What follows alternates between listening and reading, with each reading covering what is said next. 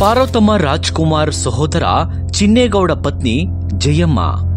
ವಿಜಯ ರಾಘವೇಂದ್ರ ಶ್ರೀಮುರಳಿ ತಾಯಿ ಜಯಮ್ಮ ಇನ್ನಿಲ್ಲ.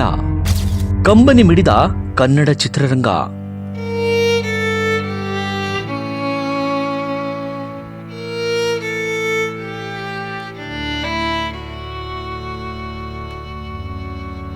ಕನ್ನಡ ಚಿತ್ರರಂಗದ ಖ್ಯಾತ ನಿರ್ಮಾಪಕಿ ಪಾರ್ವತಮ್ಮ ರಾಜ್ಕುಮಾರ್ ಅವರ ಸ್ವಂತ ಸಹೋದರ ಚಿನ್ನೇಗೌಡ ಇವರ ಪತ್ನಿ ಜಯಮ್ಮ, ವಿಜಯ ರಾಘವೇಂದ್ರ ಶ್ರೀಮುರಳಿ ತಾಯಿ ಜಯಮ್ಮ ಕೊನೆ ಉಸಿರೆಳೆದಿದ್ದಾರೆ.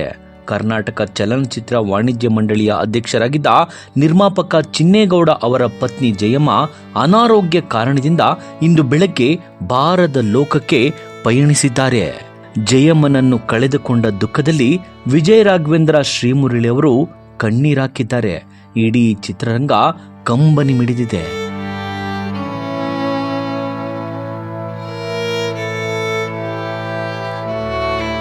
ಜಯಮ್ಮ ಅವರಿಗೆ ಅನಾರೋಗ್ಯ ಕಾಡಿತ್ತು. ಕನ್ನಡ ಚಿತ್ರರಂಗದ ಖ್ಯಾತ ನಿರ್ಮಾಪಕರಲ್ಲಿ ಒಬ್ಬರಾಗಿರುವ ಚಿನ್ನೇಗೌಡ ಅವರ ಪತ್ನಿ ಜಯಮ್ಮ ಕೊನೆ ಉಸಿರೆಳೆದ ಸುದ್ದಿ ಇಂದು ಬೆಳಗ್ಗೆ ಚಿತ್ರರಂಗವನ್ನ ಮಂಕಾಗಿಸಿತ್ತು. ಸ್ಯಾಂಡಲ್ವುಡ್ನ ಜನಪ್ರಿಯ ನಟರಾದ ಚಿನ್ನಾರಿ ಮುತ್ತ ವಿಜಯ ರಾಘವೇಂದ್ರ ಅವರ ಹಾಗೂ ರೋರಿಂಗ್ ಸ್ಟಾರ್ ಶ್ರೀಮುರಳಿ ಅವರ ತಾಯಿ ಜಯಮ್ಮ ಅವರನ್ನ ಬಹುದಿನಗಳಿಂದ ಅನಾರೋಗ್ಯ ಕಾಡಿತ್ತು. ವಯೋಸಹಜ ಅನಾರೋಗ್ಯದಿಂದ ಬಳಲುತ್ತಿದ್ರು. ಜಯಮ್ಮ ಇಂದು ಜೂನ್ 16 ಬೆಳಗ್ಗೆ 7:05 ಕೊನೆ ಉಸಿರೆಳೆದ್ರು.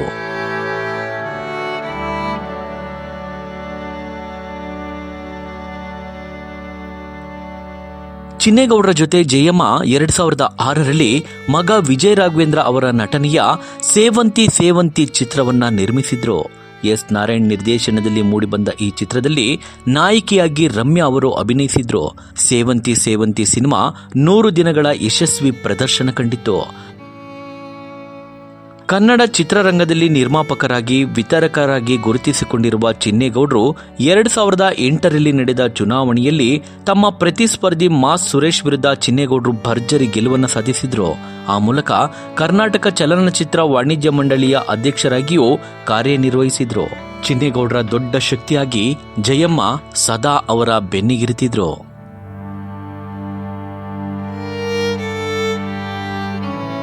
ದೊಡ್ಡಮನೆ ಕುಟುಂಬದ ತೀರಾ ಹತ್ತಿರದ ಸಂಬಂಧಿಯಾದ ಜಯಮ್ಮ ತಮ್ಮ ಪತಿ ಹಾಗೂ 2 ಮಕ್ಕಳ ಸಿನಿಯಾನಕ್ಕೆ ಸದಾ ಬೆನ್ನೆಲುಬಾಗಿ ನಿಂತಿರುತ್ತಿದ್ರು.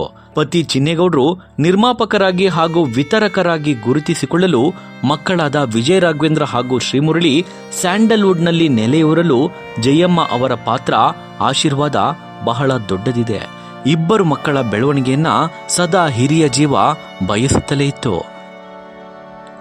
ಮಗ ಶ್ರೀಮುರಳಿ ಜೊತೆ ಜಯಮ್ಮ ನೆಲೆಸಿದ್ರು. ಬೆಂಗಳೂರಿನ ವಸಂತನಗರದಲ್ಲಿರುವ ಶ್ರೀಮುರಳಿಯವರ ಅಪಾರ್ಟ್ಮೆಂಟ್ನಲ್ಲಿ ಮಧ್ಯಾಹ್ನದವರೆಗೂ ಅಂತಿಮ ದರ್ಶನಕ್ಕೆ ವ್ಯವಸ್ಥೆ ಮಾಡಲಾಗಿದೆ. ಬಳಿಕ ಅಂತಿಮ ಸಂಸ್ಕಾರ ನಡೆಯಲಿದೆ ಎಂದು ಕುಟುಂಬದ ಮೂಲಗಳು ತಿಳಿಸಿವೆ. ಒಟ್ಟಾರೆ ಜಯಮ್ಮ ಅವರ ಅಗಲಿಕೆಯಿಂದ ದೊಡ್ಡಮನೆ ಕುಟುಂಬವೂ ಸೇರಿದಂತೆ ಇಡೀ ಚಿತ್ರರಂಗ ಶೋಕದಲ್ಲಿ ಮುಳುಗಿದೆ, ಕಂಬನಿ ಮಿಡಿದಿದೆ.